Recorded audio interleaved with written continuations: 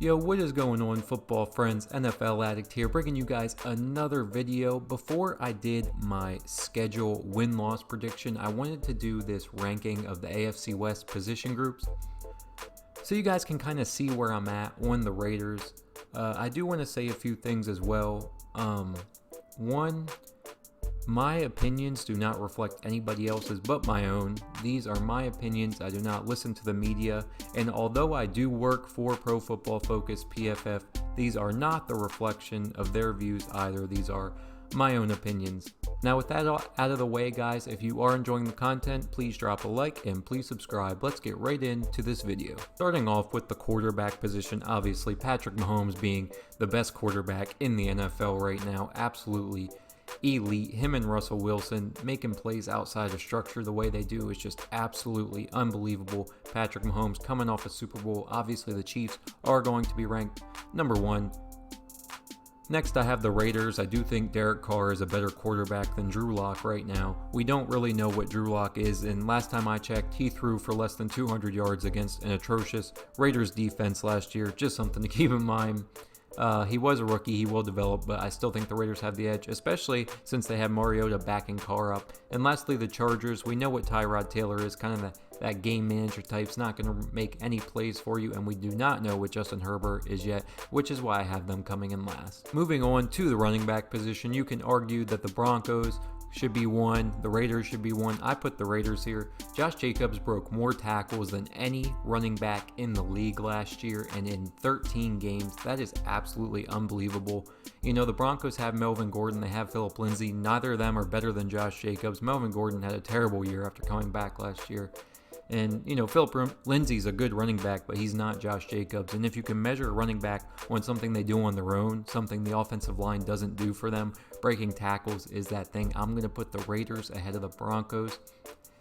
I have the Chargers at 3 and the Chiefs at 4, mainly because Damian Williams, you know, of the Chiefs, just kind of an average running back, looked good in that offense because, of course, Patrick Mahomes throwing the ball to him. He had some nice catches. Clyde Edwards-Helaire, a rookie coming into the league.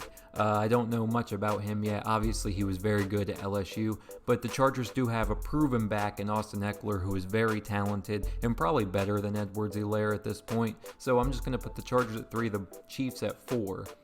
Let me know what you guys think. I know a lot of people might have the Broncos 1. They might have the Chiefs and Chargers flipped around. I'm saying that the Raiders have the best running back group. You add in Lynn Bowden. You add in Jalen Richard, who's a beast as a third down back. I'm going to put the Raiders number 1.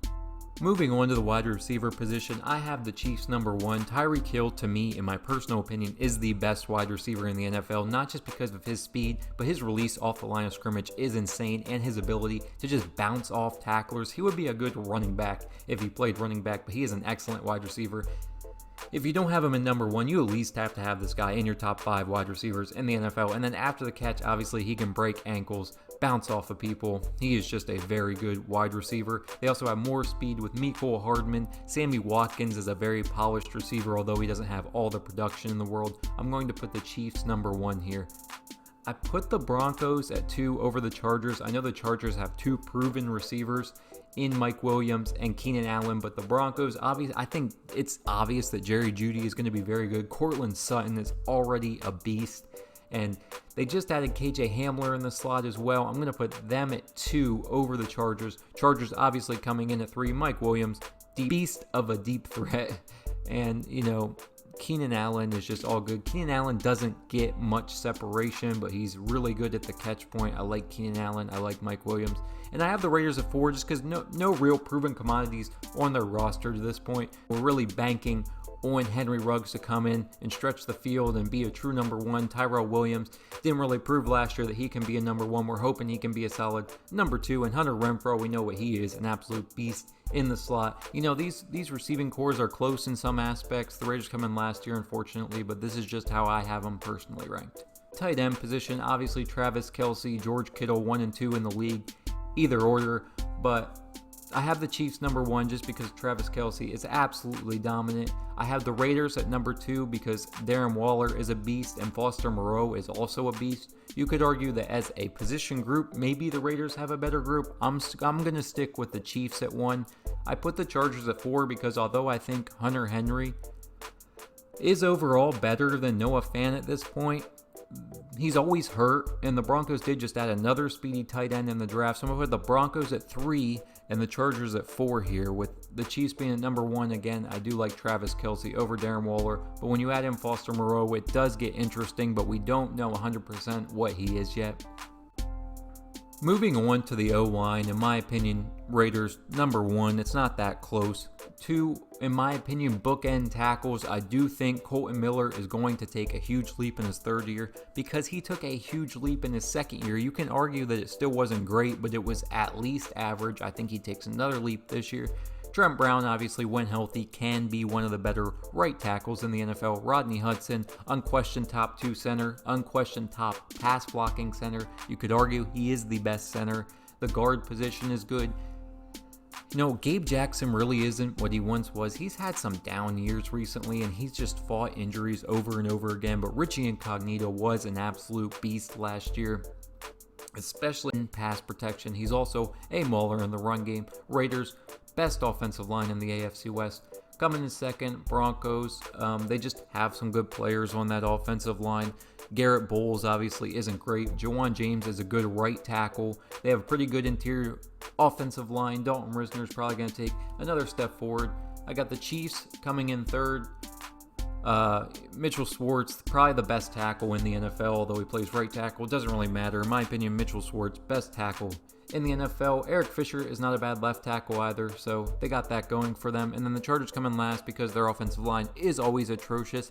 I do like that they added some guys through trade and free agency, but for our purposes, they're still going to come in last in the offensive line rankings.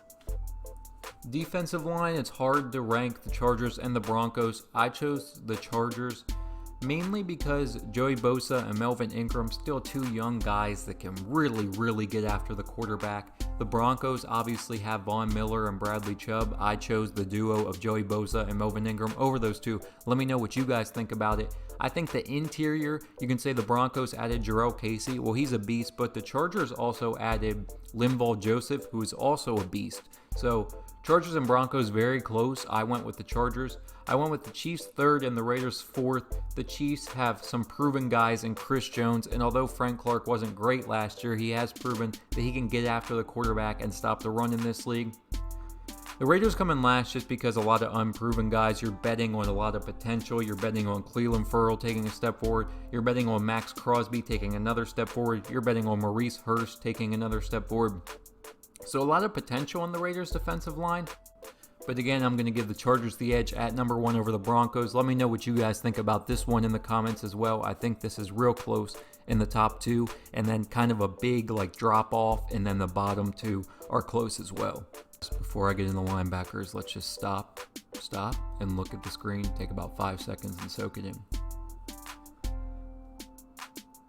That's right, the Raiders. Number 1 linebacking core in the AFC West. Obviously, Bradley Chubb, Von Miller on the Broncos are edge defenders. I am talking about guys that play inside or outside in a 4-3 and inside in a 3-4. Corey Littleton, Nick Kwiatkowski, best linebacker duo in the AFC West. The coverage ability is there for Corey Littleton. Although Kwiatkowski played limited snaps, he did prove he can cover as well, and he is an absolute beast taking on fullbacks and stopping the run. The Broncos, I have at number 2. I think the Broncos and Chargers are similar, and they have a lot of different pieces that they can put in there, guys that can stop the run, guys that can play the pass. Nothing extraordinary, but more than what the Chiefs have. The Chiefs got absolutely abused last year underneath in that linebacking core. I think it was their weakness and the place a lot of people attacked. They did draft Willie Gay Jr., who's a freak athlete, really good in coverage, does have character concerns, but who on the Chiefs doesn't? Overall, I give this advantage to the Raiders because of the coverage ability and kind of proven commodities at the linebacker position. I don't think anybody's going to argue with me that the Chargers have the best defensive backs in the AFC West, and it's not even close. The Chargers have the best defensive backs in the NFL. They're going to be able to do a lot in coverage, and quite honestly, they're just going to be a pain in the ass to face on defense. It's going to be rough going up against these defensive backs. Casey Hayward, one of the best outside corners. Chris Harris Jr., probably the best slot corner. Desmond King, extremely versatile. They have just a lot of guys they can move around. It is going to suck to play these guys. The Broncos at number 2, the addition of A.J. Boye. Not that their secondary is anything great, but they do have Justin Simmons, A.J. Boye, 2 really good players. The Chiefs coming in at number 3, just because we don't know what the Raiders secondary is. We do know what the Chiefs secondary is. They have Tyrann Mathieu. They have, God, I'm blanking on a name here. Juan Thornhill, the other good young safety. And then the Raiders, we know Trayvon Mullen could be good. We know Damon Arnett, first-round pick, he could be good. But what do they have that's proven? Demarius Randall maybe, but he's not excellent. He's a good player. But this is how I'm going to rank the defensive backs. Let me know what you guys think. I don't think there'll be much disagreement here, but let me know. That's going to do it for the video, guys. I wasn't going to do special teams, just kind of ranking the offensive and defensive position groups. As always, guys, if you liked the video, go ahead and give it a like. If you didn't like the video, let me know why down in the comments. And I am working on improving the audio quality of these videos. I do have a nice computer mic I bought. It's just I don't have any programs that I'm currently running the voice through to edit it. But, we'll work on that. We'll work on making these videos better for you guys. So any suggestions are very welcome in the comments. I don't respond negatively to criticism. I'm very happy to hear it and make these videos better for you guys. As always, guys, let me know again in the comments what you guys think about the AFC West position groups and how you would rank them. This was NFL Addict. I will see you in the next one. Thank you so much for watching again.